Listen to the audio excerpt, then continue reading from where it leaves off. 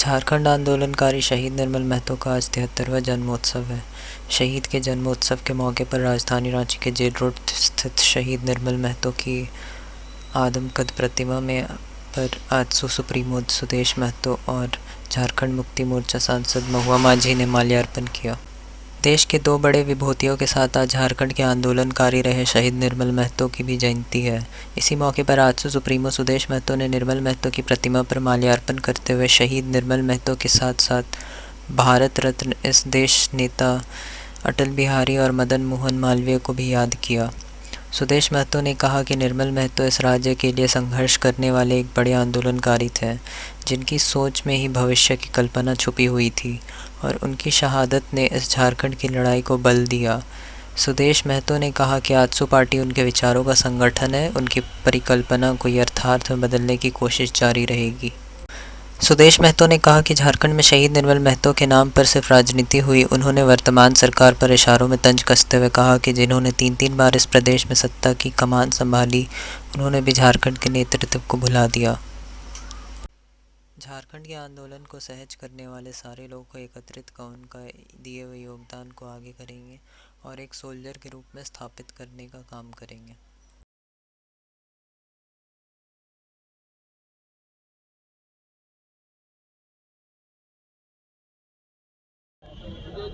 निर्मल दा को सबसे पहले मैं अपने जन्मोत्सव पर अपनी ओर से उनके जीवन के सार्थकता को सैल्यूट करते हैं। आज ही के दिन हमारे भारत रत्न इस देश के शिखर नेता अटल बिहारी वाजपेयी जी का भी जन्मोत्सव है, जिन्होंने भारत की राजनीति को एक नई ऊंचाई, नई मुकाम दिया। संसदीय परंपरा में एक श्रेष्ठ राजनेता की श्रेणी में एक आदर्श प्रस्तुत जिन्होंने किया है और झारखंड उदय में उनका योगदान हमेशा याद रहेगा। मालवीय जी का भी आज जन्मोत्सव है, उनके प्रति भी अपने भारत के साहित्य जगत में उनका योगदान को हमेशा स्मरण रखा जाएगा।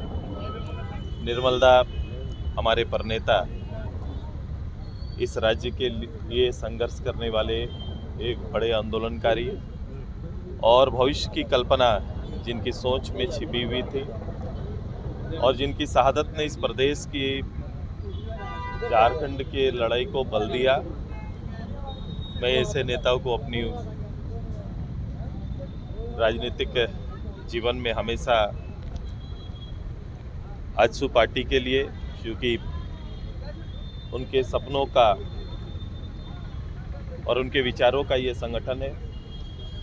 हमारी कोशिश होगी कि लगातार उनके आंदोलन में दिए हुए समय राज्य के बारे उनकी परिकल्पना को यथार्थ में बदलने तक लगातार संघर्ष करते रहेंगे। जहाँ तक निर्मल दा के बारे में आप कह रहे थे कि उनके सपनों का झारखंड का कहाँ है आज उनके नाम पे राजनीति करने वाले दल और उसके नेतृत्व ने दादा के सपनों को ठेस पहुंचाने का काम किया है। कभी बैठकर इस दल को राजनीतिक गुमान और सत्ता के इस व्यवस्था में झारखंड आंदोलन के विचार को बैठ के सोचने का वक्त नहीं है।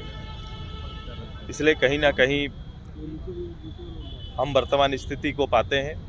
झारखंड आंदोलन कर रहे वो सारे लोग जिन्होंने प्रत्यक्ष रूप से योगदान दिया, अप्रत्यक्ष रूप से योगदान दिया,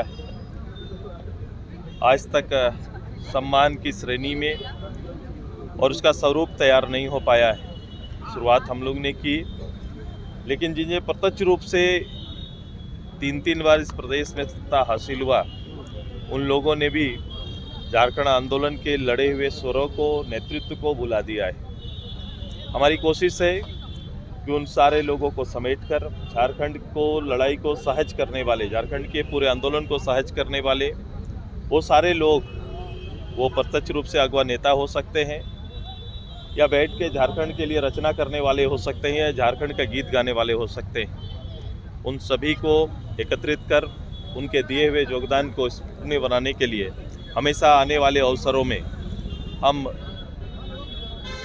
उन्हें इस प्रदेश का और प्रदेश के निर्माण का एक सोल्जर के रूप में स्थापित करने की तैयारी करेंगे।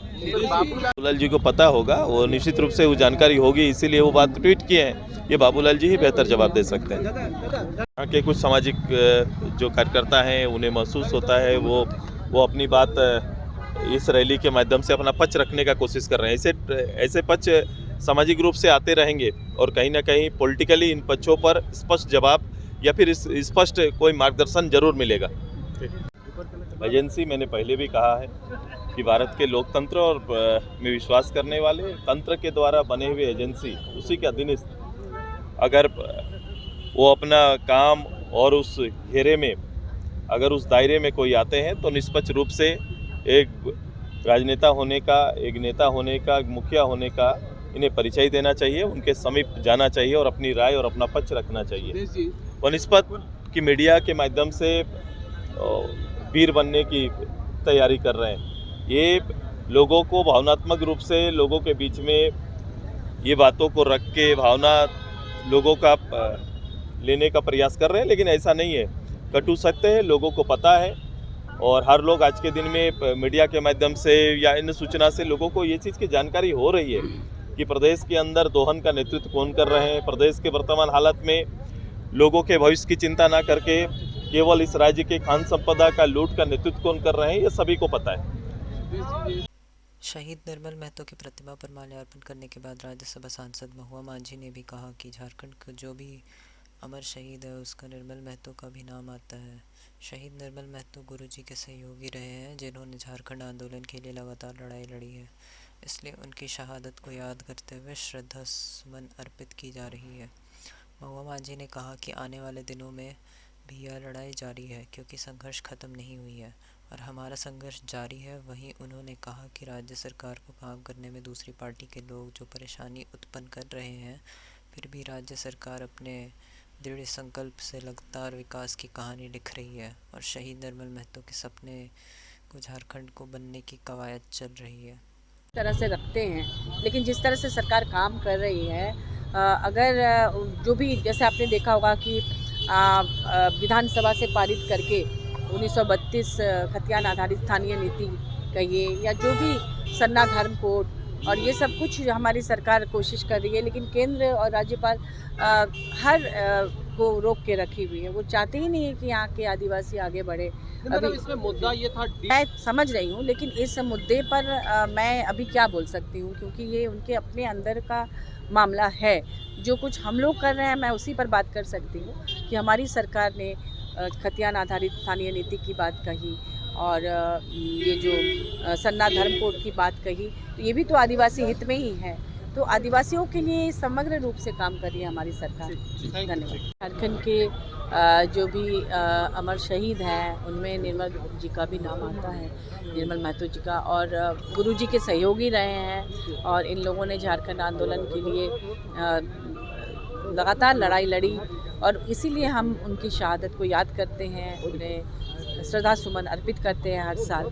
और आने वाले दिनों में भी ये लड़ाई जारी है क्योंकि अभी तक ये संघर्ष खत्म नहीं हुआ है और अभी तक जल जंगल ज़मीन की लड़ाई लड़ी जा रही है। अभी जो वन अधिनियम कानून, जो फॉरेस्ट कंजर्वेशन बिल आया, जिसका इतने सारे आदिवासी संगठनों ने विरोध किया, हमारी पार्टी की तरफ से भी विरोध हुआ, लगातार हम लोगों ने इसके खिलाफ अपनी बातें कही, इसके बावजूद केंद्र सरकार ने जबरन इस कानून को थोप दिया।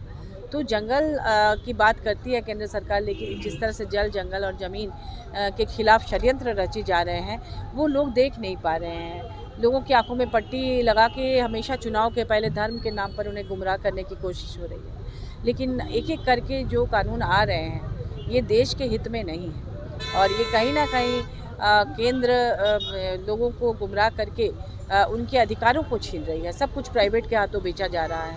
आपने देखा होगा कि किस तरह से उत्तराखंड की हालत हुई, विकास के नाम पर वो धंस रहा है। अब झारखंड में भी यही सब होगा, जिस तरह के कानून लाए जा रहे हैं उसमें।